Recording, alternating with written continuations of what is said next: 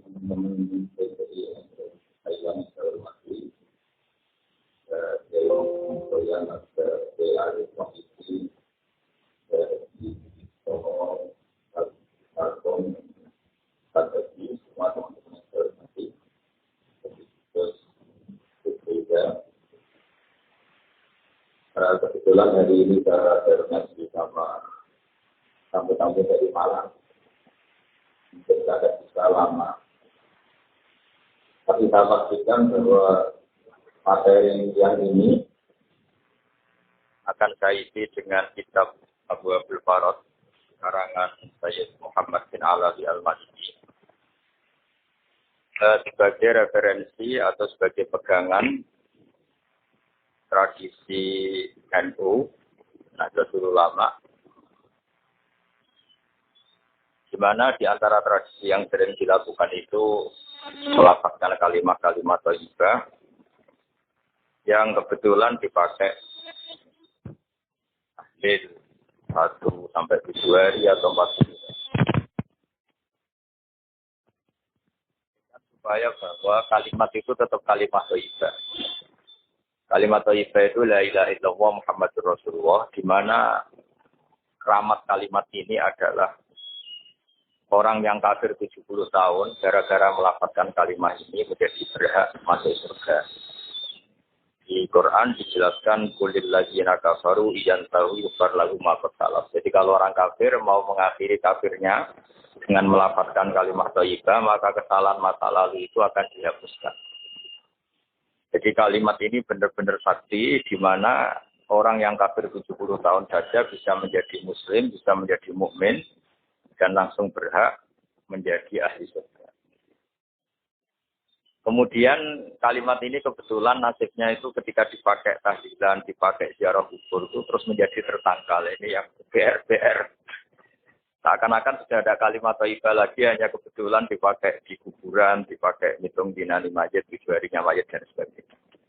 Maka saya sebagai pemerhati itu, saya pastikan bahwa kalimat itu tetap kalimat thayyibah. Dan dia tetap kalimat thayyibah, entah dibaca di masjid, entah dibaca di kuburan, entah dibaca pas 7 hari dan 40 hari dan seterusnya.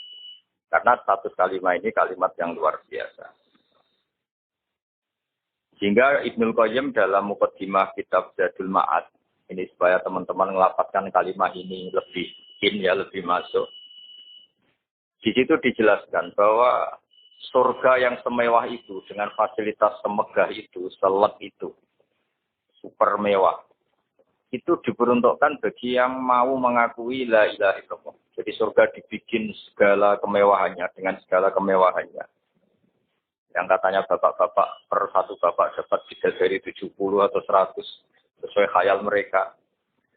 Itu sesuai keinginan mereka, itu bagi yang melafazkan la ilaha illallah. Neraka yang dibikin se-ekstrim itu, yang dalam sebuah riwayat diterangkan kalau batu dijatuhkan ke neraka itu sampai bawah menuju 70 tahun. Kita bisa bayangkan itu kalau betapa dalamnya neraka itu, karena batu dijatuhkan itu untuk sampai ke ujungnya sana, ke cekungan paling dalam itu nunggu 70 tahun. Itu diperuntukkan bagi yang menolak la ilaha illallah. Jadi kalimat ini benar-benar kalimat yang menjadikan surga dibikin bagi yang melafazkan dan neraka dibikin bagi yang menolak. Betapa dahsyatnya kalimat la ilaha illallah.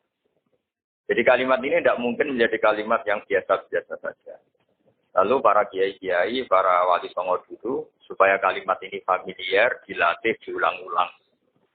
Nah, pengulangan-pengulangan ini butuh momentum. Nah, momentum paling orang ingat mati itu ya ketika ada orang mati, hitung dinari mayit, 40 hari mayit. Ini momentum orang mudah diajak la ilaha illallah, diajak wiridan. Ya.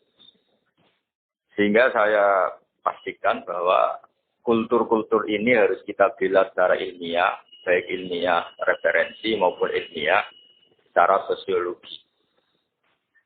Saya ulang lagi. Kalimat la ilaha illallah ini kalimat yang begitu sakti, yaitu tadi sampai surga dibikin sebegitu mewah, itu untuk yang menerima kalimat la ilaha illallah. Neraka dibikin sebegitu ekstrim, begitu mengerikan, itu bagi yang menolak la ilaha illallah.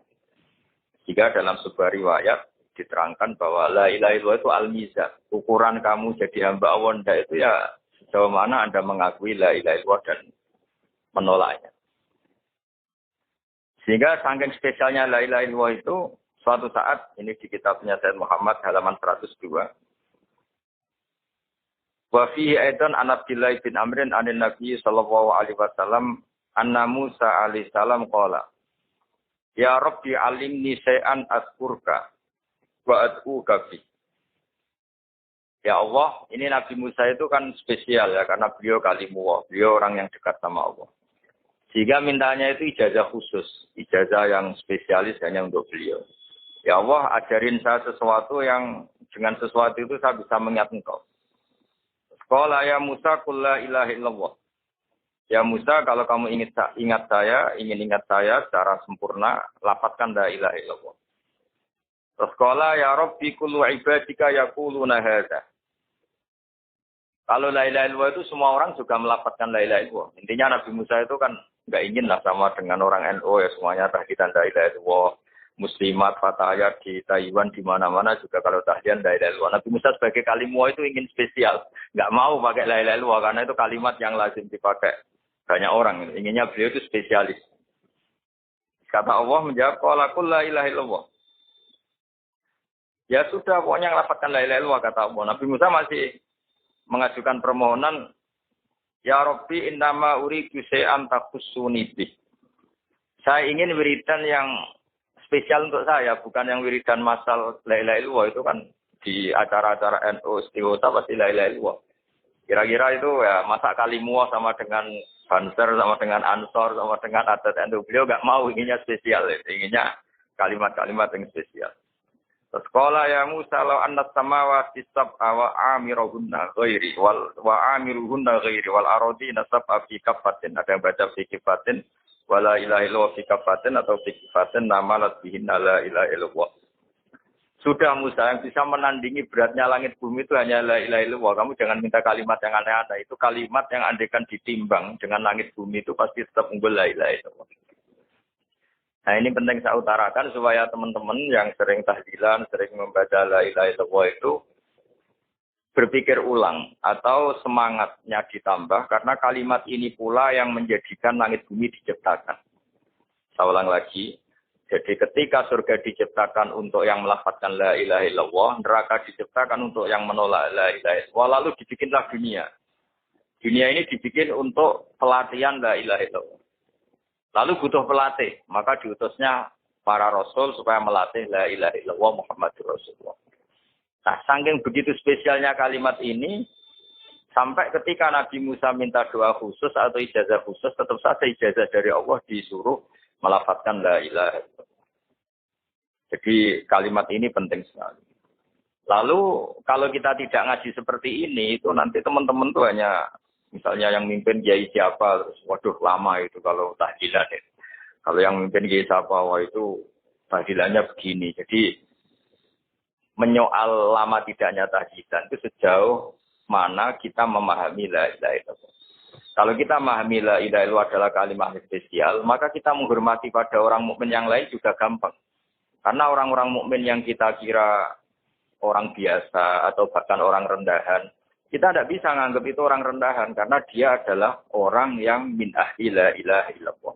Jadi orang menghormati mukmin yang lain itu bergantung cara pandang. Ketika kita cara pandang la ilaha illallah itu spesial, maka pelafadznya siapapun itu akan spesial di mata kita.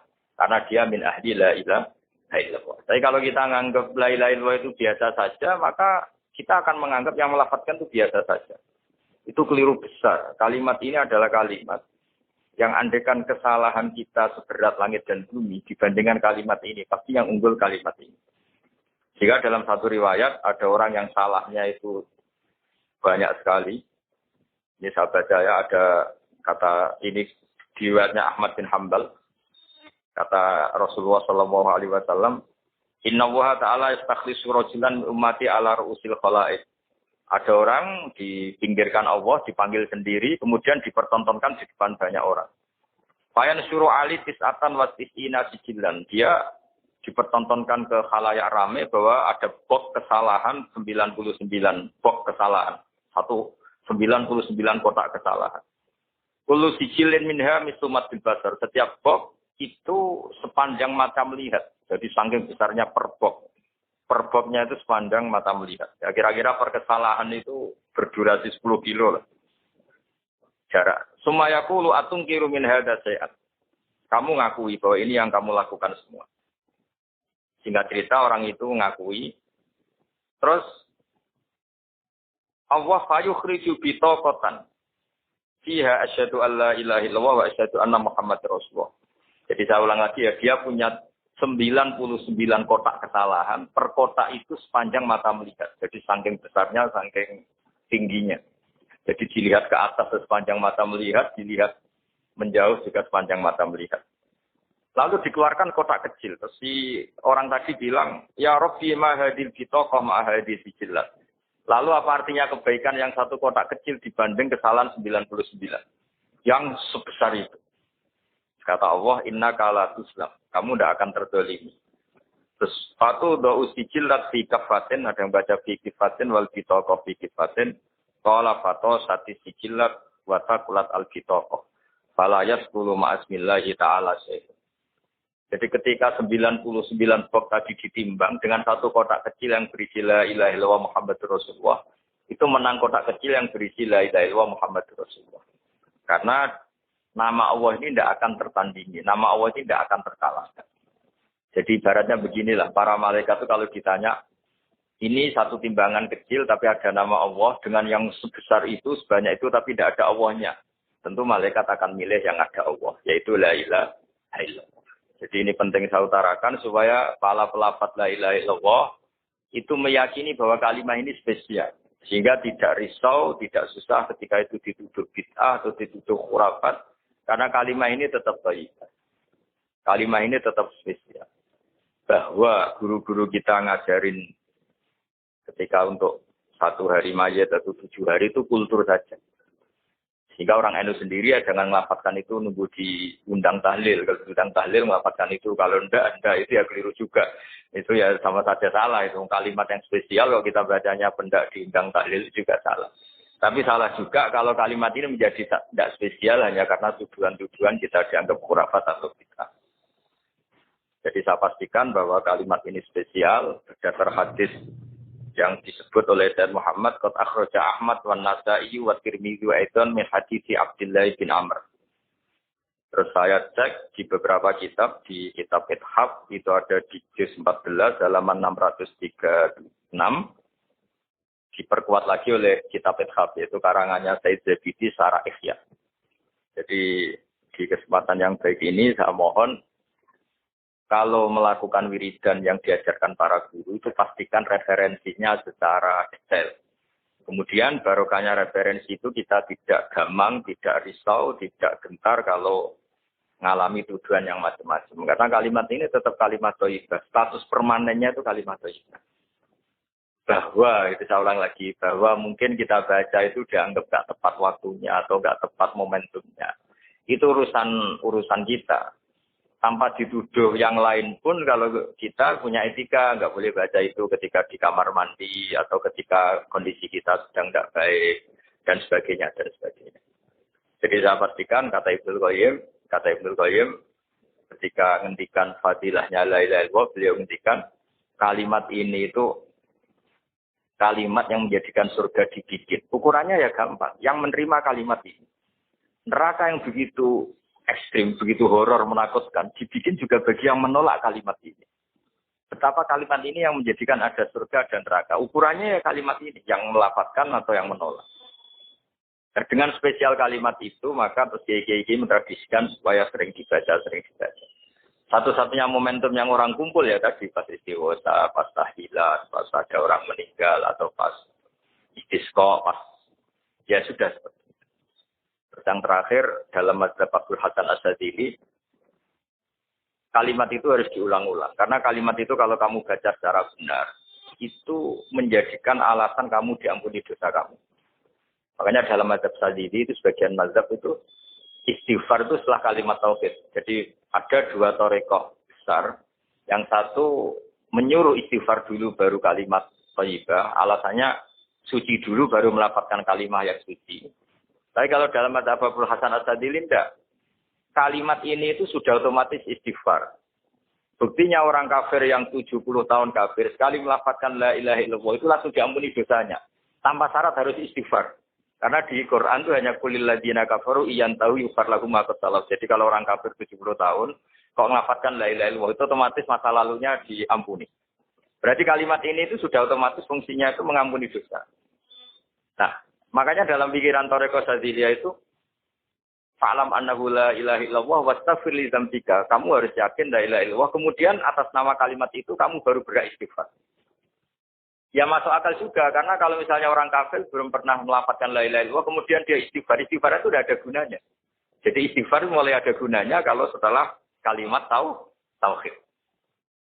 Kalau tanpa kalimat tauhid istighfar itu tidak ada gunanya. Maka dalam sebagian mazhab Syadzili disebut kalimat ini pastikan dulu baru istighfar. Karena kalimat ini sudah otomatis mengandung istighfar. Tapi ada juga yang cara berpikir kalimat ini kalimat suci. Maka butuh muqaddimah. Muqaddimahnya apa? Sebelum melafalkan kalimat itu istighfar dulu. Saya pikir itu nggak perlu diperdebatkan. Karena itu masalah jauh, masalah rasa, masalah sanad, juga masalah ijazah. Ya monggo mawon kalau mau wiridan la ilaha illallah dulu atau istighfar dulu. Yang penting saya pastikan kesakralan kalimat ini tidak bisa gugur oleh tujuan apapun, oleh pikiran apapun. Karena kalimat ini status permanennya itu al-baqiyatus sholihat. Kalimat yang abadi, kalimat yang selalu layak, as-sholihat itu selalu layak dibaca di dunia maupun di akhirat. Bisa mohon maaf karena tidak bisa ngikuti sampai selesai karena saya juga baru habis ngaji tadi sama beberapa tamu.